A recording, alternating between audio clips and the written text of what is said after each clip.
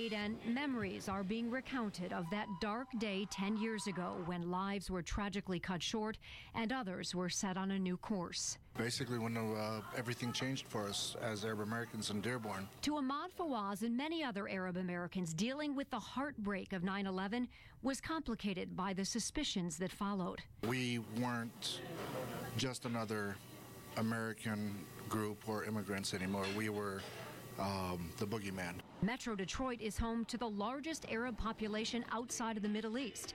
Immigrants who moved here for a better life, others born and raised here.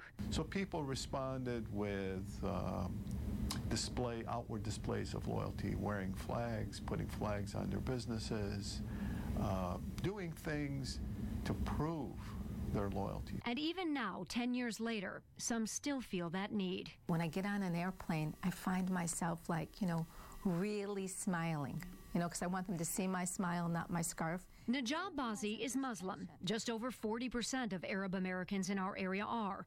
The challenges post 9/11 have been perhaps even greater for them. We were dealing with something that was not, despite what this country thinks, was not a Muslim thing. We were dealing with someone and something that just breeded hatred. Imam Hassan Kaswini leads the Islamic Center of America, the largest mosque in the United States. Out of respect for religious custom, I covered my head during a recent visit to talk to him about Islam post 9/11. The anti-Islamic sentiment in this country has been rising. He points to the recent Pew poll that shows in part that in 2005, 4 years after the attacks, 41% of people had a favorable opinion of Islam.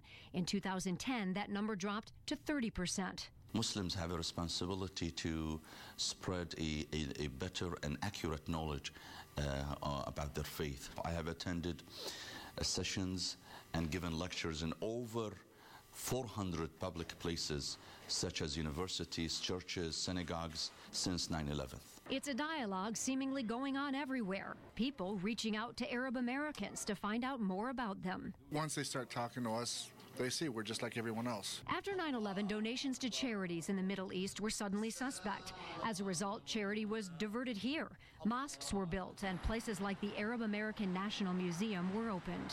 What we're trying to do is to dispel stereotypes about our community, trying to preserve its history, and involve the community in telling its story. We will have arrived in our country as Americans when what's in my head is as important as what's on my head. Najah's humanitarian organization is holding a walk tomorrow morning in honor of the victims and families of 9/11. And the Islamic Center of America is taking part in a remembrance and unity vigil at the Henry Ford on September 11th at 6:30. You can find out more about all these events at WXYZ.com. I'm Joanne Purton, Channel 7 Action News.